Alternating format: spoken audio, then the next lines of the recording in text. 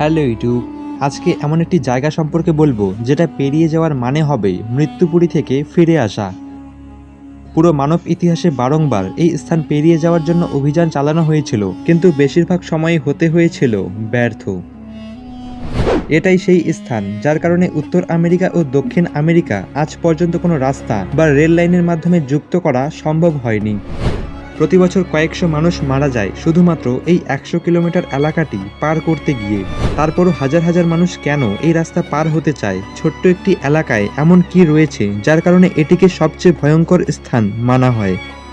কেন এত উন্নত প্রযুক্তির দিনেও এই স্থানে কোনো রাস্তা কিংবা রেল লাইন বানানো সম্ভব হয়নি? এই সব কিছুই জানবো আজকের ইন্দ্র মিশনে।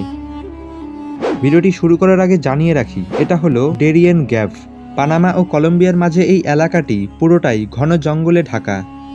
বর্তমান সময়ে যেখানে প্রতিকূল বিভিন্ন এলাকাগুলোতেও বড় বড় বিল্ডিং, রাস্তা, রেল লাইন, এমনকি জনবসতি গড়ে উঠেছে, আর সেখানে এই ছোট্ট এলাকায় কেন রেল লাইন, রাস্তা কিংবা জনবসতি গড়ে উঠতে পারছে না? এমন কোন গোপন কারণে এত উন্নত প্রযুক্তির যুগেও এখনো কোনো রেল লাইন কিংবা রাস্তা তৈরি করা সম্ভব হয়নি? এর পেছনে 4টি কারণ রয়েছে। প্রথমটি হলো বিপজ্জনক আবহাওয়া।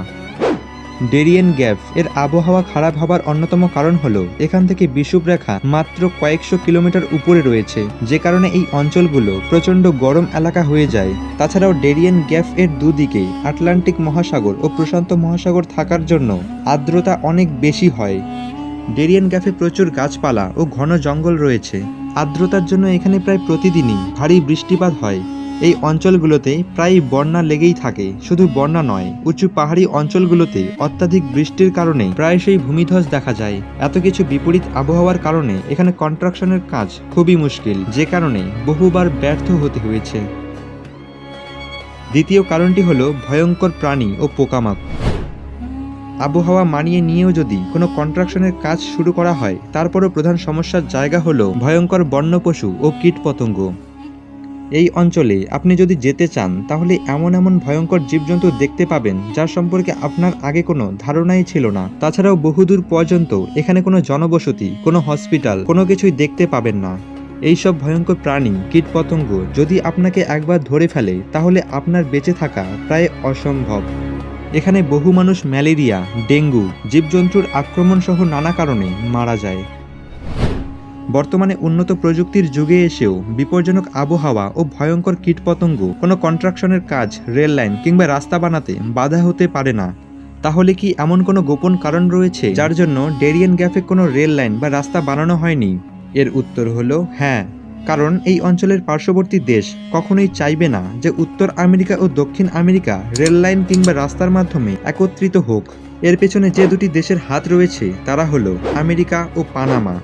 1900 দশকে পানামা কলম্বিয়ার একটি অংশ ছিল, কিন্তু মাঝখানে এই ডেরিয়েন গ্যাপের জন্য মূল ভূখণ্ড থেকে পানামা যাওয়া এত সহজ ছিল না, যে কারণে কলম্বিয়া পানামার উপর কন্ট্রোল রাখতে অসুবিধে হচ্ছিল। কলম্বিয়া থেকে পানামা যাওয়ার জন্য একটাই রাস্তা ছিল, আর সেটা হলো সমুদ্র পথ। যোগাযোগ অসুবিধা এর কারণ দেখিয়ে সে সময় পানামার মানুষ স্বাধীনতার জন্য বিভিন্ন আন্দোলন শুরু করেছিল। ঠিক পরবর্তী সময়ে এই আন্দোলনে সাহায্যের জন্য হাত বাড়িয়েছিল ইউএসএ।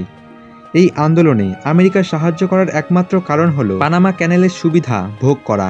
সেই সাথে আমেরিকার মতলব ছিল এই ক্যানেলে কন্ট্রোল শুধুমাত্র তাদের কাছেই থাকবে। এর কারণটি হলো যখন পানামা ক্যানেলটি ছিল না, তখন আমেরিকা পূর্ব উপকূল থেকে পশ্চিম উপকূলে জলপথে যেতে হলে দক্ষিণ আমেরিকার নিচ দিয়ে দীর্ঘ পথ পাড়ি দিতে হতো। এতে সময় ও খরচ দুটোই বেশি লাগতো।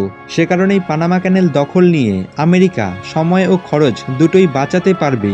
শুধু ব্যবসার কারণেই নয়, সেই সাথে আমেরিকার নেভিও এর সুবিধা পাবে।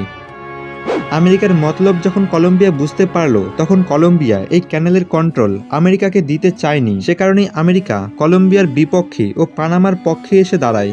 1903 সালে পানামা যখন স্বাধীন একটি রাষ্ট্র হলো, তখন পানামা সরকার এই ক্যানেলের দুধারে সমস্ত জমি আমেরিকাকে পার্মানেন্ট লিজ হিসাবে দিয়ে দেয়। 1903 থেকে 1999 সাল পর্যন্ত এই ক্যানেলের দখল আমেরিকার কাছেই ছিল। 1999 সালের পর থেকে আমেরিকা পানামা সরকারকে এই ক্যানেলের দায়িত্ব ফিরিয়ে দেয়। আজ পর্যন্ত এই ক্যানেল আশেপাশের বহু দেশের কাছে গুরুত্বপূর্ণ একটি জায়গা হিসাবে রয়েছে। এটা এমনই একটি ক্যানেল যেটা আটলান্টিক ও প্রশান্ত মহাসাগরকে একত্রিত করেছে। প্রতি বছর 13 থেকে 14,000 কার্গো জাহাজ এই রাস্তা দিয়ে পার হয়। এশিয়া ও আমেরিকার বহু বাণিজ্য এই পথ ধরেই হয়ে থাকে। এই ক্যানেল ধরেই আমেরিকা, মধ্যপ্রাচ্য, ইউরোপ, আফ্রিকা খুব সহজেই যোগাযোগ ও ব্যবসা করে থাকে। ডেরিয়েন গ্যাপ পানামা ও কলম্বিয়ার মাঝখানে রয়েছে। এই কলম্বিয়াতেই বিগত কয়েক দশক থেকে দুর্নীতি, নেশাদ্রব্য, ড্রাগস এর চোরা কারবার রয়েছে। বলতে গেলে পুরো দক্ষিণ আমেরিকার অধিকাংশ দেশে স্মাগলাররা ঘাঁটি বেঁধে রয়েছে। যত ড্রাগস, কোকস এমনকি নেশাজাত দ্রব্য রয়েছে, স্মাগলাররা এগুলো মধ্য আমেরিকা ও উত্তর আমেরিকাতে পাঠিয়ে দিত। এর জন্য স্মাগলাররা জলপথকেই বেছে নেয়, কারণ স্থলপথে যেতে হলে ভয়ঙ্কর এই ডেরিয়েন গ্যাপ পার হতে হবে, যেটা অনেকটাই অসম্ভব। যদি কোনো কারণে রেল লাইন বা রাস্তা বানানো হয়, তাহলে দক্ষিণ আমেরিকার স্মাগলাররা খুব সহজেই পানামা পৌঁছে যাবে, এরপর মেক্সিকো হয়ে উত্তর আমেরিকা চলে যাবে। ফলে বাড়তে থাকবে স্মাগলারদের রাজত্ব। এরপরও যদি কলম্বিয়া ও পানামা সরকার কোনো রেলপথ বা রাস্তা বানানোর পরিকল্পনা করে, তাহলে আমেরিকা তা কখনোই বাস্তবায়িত হতে দিবে না।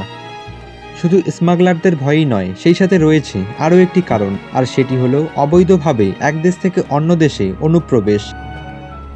আসলে দক্ষিণ আমেরিকার দেশগুলো উত্তর আমেরিকার দেশগুলোর তুলনায় অনেকটাই পিছিয়ে। এখনও দক্ষিণ আমেরিকার বহু দেশ অর্থনৈতিকভাবে পুরোপুরি শক্তিশালী হয়ে উঠতে পারেনি। তার মধ্যে আবার দুর্নীতি ও রাজনৈতিক সমস্যা রয়েছেই।